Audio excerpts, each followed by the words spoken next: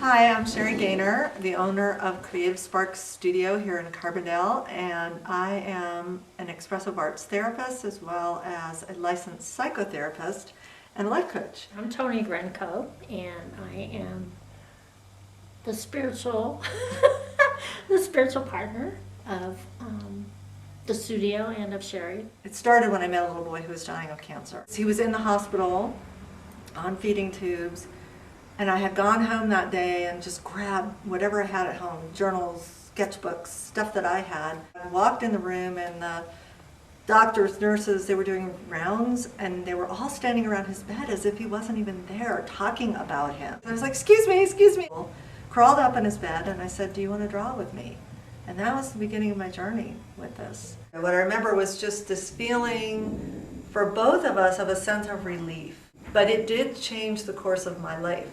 After this happened, this was the way that I wanted to work with kids. And that's actually 10 years ago is when I found out that there was such a thing as an expressive arts therapist. There's a whole genre of people that were doing this work. I had no idea until I picked up a book in San Francisco and I saw the word, and it's on my shelf still, expressive arts therapist, started reading what it was and started crying because I felt like I had found my family. And we were able to get Creative Spark Studio, and it felt like that was divine sent.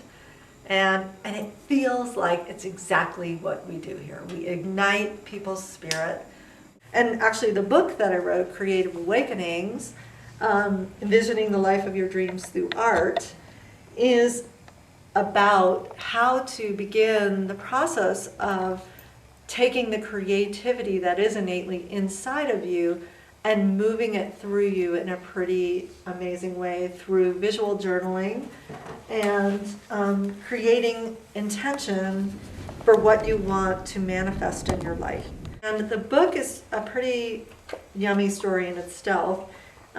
It has 11 national known artists who took the Envision process and used it in their lives for a month. I think the other thing that Sherry didn't tell you about the book is that the process that she keeps talking about is a process that that you developed. Part of the reason I got excited about the book was that it was this way to work through the places where people get stuck. Something fearful will come up and people get stuck. I am not someone who really believes if you just wish it, it's going to happen. I am someone who believes you create the intention and then you take the action steps. So there's this place within this process that we laugh, we cry, we share, we acknowledge, and we reach places that in a verbal way you may never, ever, ever be able to access. So this is my Book of Dreams journal, and this is the book I teach you how to make in my classes as well as the book. And this is actually a book that now is 3 years old and started on the first day that I started to write the book. We're going to fast forward you to every month I have set an intention in this book for 3 years.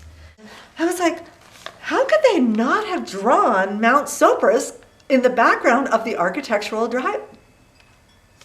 diagram? So I drew it in, set the intention with my 50 intentions here, and this was 2 weeks before I found out that my space was going to have an amazing view of Sopris. And so to be able to say that, do I believe this works? I do believe it works. We just finished a Living with Cancer program where we had 7 women with different types of cancer go through our program. Valley View gave us sponsorship for 1 woman, and they are so amazed with what transpired here that they've now agreed to sponsor us with an ongoing support group. We invite you to come play with us. We invite you to come experience the spark, and we're so grateful to have this time with you. Thank you. Thank you. Thank you, thank you.